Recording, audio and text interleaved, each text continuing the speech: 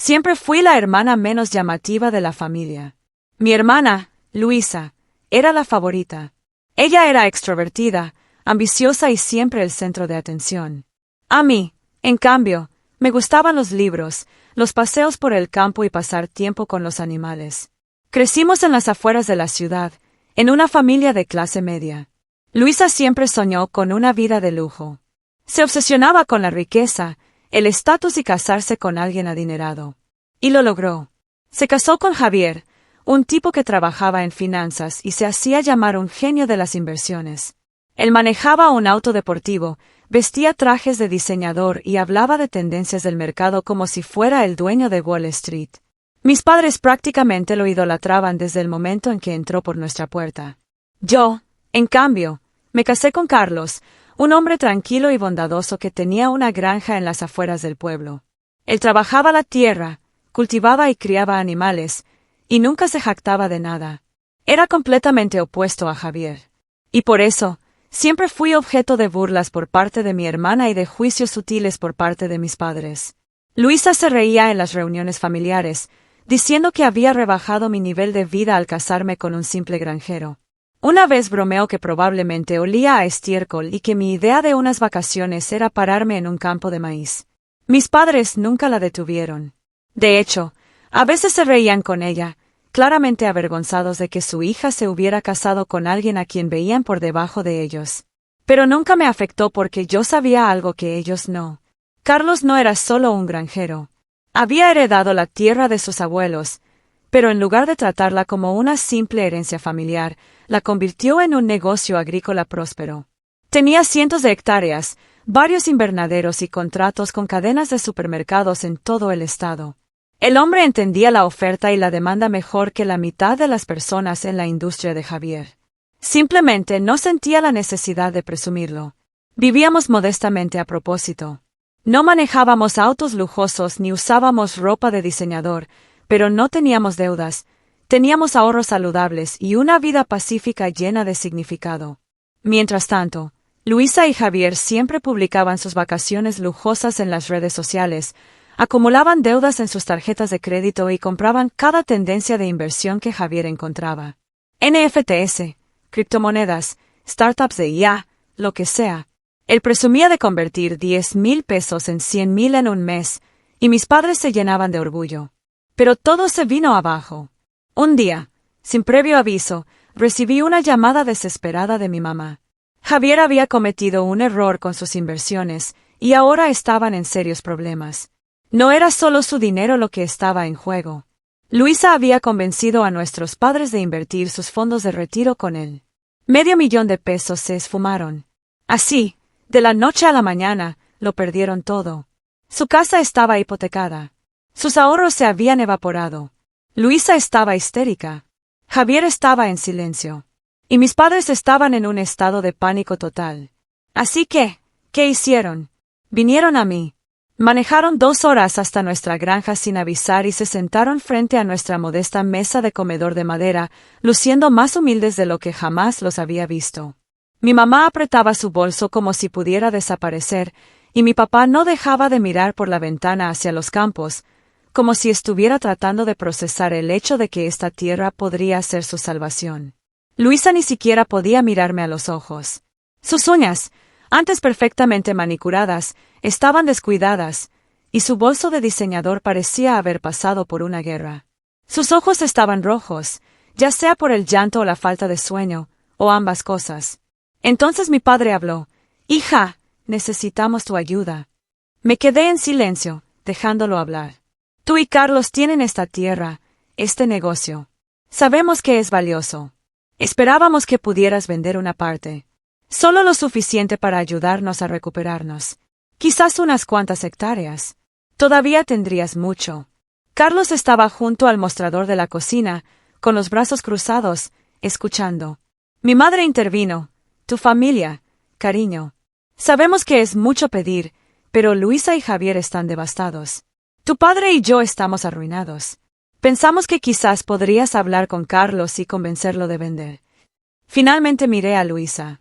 No podía sostener mi mirada. Era claro que no había venido por culpa.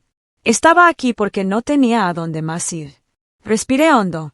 Entonces Carlos dio un paso adelante. En realidad, dijo calmadamente, Emily no es dueña de la tierra. Mis padres parpadearon. ¿Qué? Preguntó mi papá. La tierra no pertenece a Emily, continuó Carlos. Me pertenece. Desde los últimos 12 años.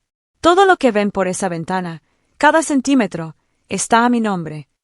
Deberían haber visto sus caras. Era como si alguien les hubiera drenado la sangre de sus cuerpos. La mandíbula de mi madre literalmente se cayó. Mi padre se puso pálido como un fantasma. Luisa parecía como si la hubieran abofeteado. Carlos no había terminado. Incluso si Emily fuera la dueña, no obtendría ni una hectárea. No después de cómo la han tratado. El silencio era sofocante. Mi madre intentó balbucear algo, pero Carlos levantó su mano. La menospreciaron, se burlaron de ella, permitieron que su otra hija la humillara durante años. Ahora quieren que ella venda parte de nuestro futuro, de su paz, por personas que nunca la respetaron. Luisa finalmente estalló. ¿En serio vas a dejarnos hundirnos por orgullo? Soy tu hermana, Emily. Me volví hacia ella. No, Luisa. Eres alguien que se rió cuando dije que me casaba con Carlos. Lo llamaste basura bajo tus zapatos. Me hiciste sentir avergonzada de la mejor decisión que jamás tomé. Todos lo hicieron. Y ahora que están cayendo, quieren que el simple granjero los salve. Ella comenzó a llorar entonces, pero no sentí nada. Me levanté y caminé hacia la puerta. Creo que deberían irse. Mi papá intentó decir algo, pero Carlos dio un paso adelante nuevamente. Emily está siendo amable. No me hagan ser yo quien los saque de nuestra propiedad. Se fueron. La puerta se cerró detrás de ellos, y sentí que podía respirar de nuevo. Años de tolerancia silenciosa habían llevado a este momento. No era venganza, no era triunfo, sino claridad. Nunca vieron mi valor hasta que lo necesitaron. Más tarde esa noche, Carlos y yo nos sentamos en el porche viendo la puesta de sol. Él tomó mi mano y la apretó suavemente. ¿Estás bien?, preguntó. Asentí. Por primera vez en mucho tiempo. Sí, lo estoy. Pero la historia no había terminado. Porque solo unos días después, Luisa regresó. No con nuestros padres, no con disculpas, sino con algo que nunca vi venir. Y eso cambió todo. 3 días después de que rechazamos a mi familia, Luisa apareció de nuevo. Esta vez, estaba sola. Sin padres, sin esposo, sin lágrimas de cocodrilo. Solo ella, parada afuera de nuestra puerta con una carpeta en las manos y una mirada en sus ojos que no había visto desde que éramos niñas. Una que no estaba cargada de arrogancia o juicio. Era desesperación, pura y cruda. No quería dejarla entrar. Pero Carlos, siempre el alma tranquila, asintió ligeramente hacia la puerta principal y susurró, «Déjala decir lo que tenga que decir. Nunca tendrás paz si no lo hace». Así que abrí la puerta. Ella entró y miró alrededor como si viera la casa por primera vez. Quizás así era. La última vez que nos visitó, apenas miró algo, haciendo comentarios sarcásticos sobre los muebles de madera y la falta de encimeras de mármol. Ahora, miraba todo con ojos humildes. «No estoy aquí para pedirte dinero», dijo, con voz baja y controlada. «Estoy aquí para decirte algo». Abrió la carpeta y la colocó sobre nuestra mesa de comedor. Dentro había documentos, estados de cuenta bancarios, registros de inversiones y una carta. Un aviso legal. Se me revolvió el estómago. «Javier falsificó mi firma», dijo en voz baja. «Usó mi nombre en media docena de préstamos de inversión. Uno de ellos estaba respaldado por la cuenta de retiro de mamá y papá. No me lo dijo hasta que fue demasiado tarde. Cuando las inversiones se vinieron abajo, los prestamistas vinieron por mí y ahora por ellos. Él se ha ido». Javier desapareció.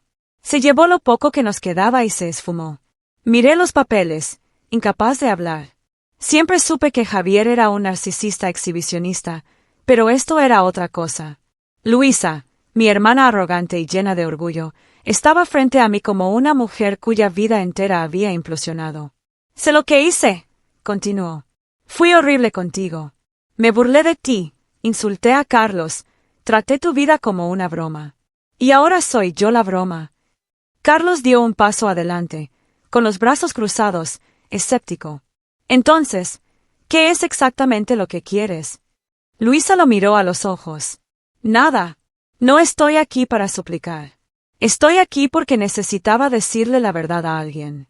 Mamá y papá no conocen toda la historia. Les dije que Javier tomó una mala decisión. No les dije que cometió fraude. No pude. No lo habrían soportado. Hizo una pausa. Pero tú mereces saberlo. Arruiné nuestra relación. Pensé que casarme con un tipo de finanzas me hacía mejor. Pensé que el dinero equivalía a valía. Me equivoqué. Ustedes dos construyeron algo real, algo sólido, y yo lo tiré todo por un hombre que construyó castillos de arena con crédito. Se volvió hacia mí entonces, con los ojos brillantes. No espero perdón. Solo no quería mentir más. Si nada más, gracias por mantenerte firme. Me enseñaste algo que desearía haber aprendido hace años. Luego, sin esperar una respuesta, tomó su carpeta y se dio la vuelta para irse. Eso debería haber sido el final, pero no pude dejarla ir. Todavía no. Luisa, dije, con la voz quebrándose ligeramente. Tienes un lugar donde quedarte. Se detuvo, sus hombros se tensaron. Luego, en voz baja, un motel. Por ahora. Miré a Carlos. Él hizo el más pequeño, casi imperceptible, gesto de asentimiento. Quédate aquí, dije. Por unos días. Tenemos la habitación de invitados y comida. Parece que no has comido en días. Parpadeó rápido, tratando de mantener la compostura. ¿Estás en serio? No leas demasiado en esto. Esto no es perdón. Esto es supervivencia. Eres mi hermana, y nadie merece pasar por esto sola. Así que se quedó. Al principio, fue incómodo, desayunos en silencio, largas tardes en las que desaparecía en la habitación de invitados, demasiado avergonzada para hacer contacto visual. Pero con el tiempo, el hielo comenzó a romperse. Ayudó a Carlos en el invernadero, hizo preguntas, aprendió. Una mañana, la encontré alimentando a las cabras, riendo suavemente mientras una intentaba morder su chaqueta.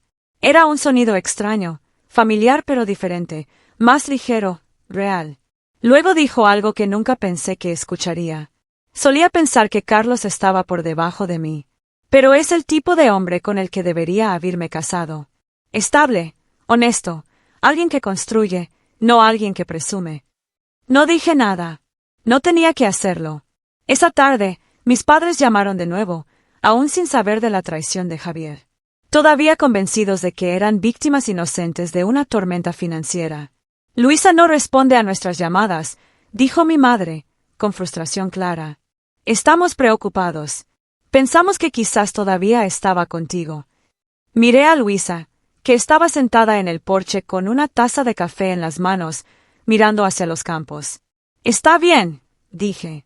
Y se pondrá en contacto cuando esté lista. Intentaron presionarme para obtener más información. No cedí.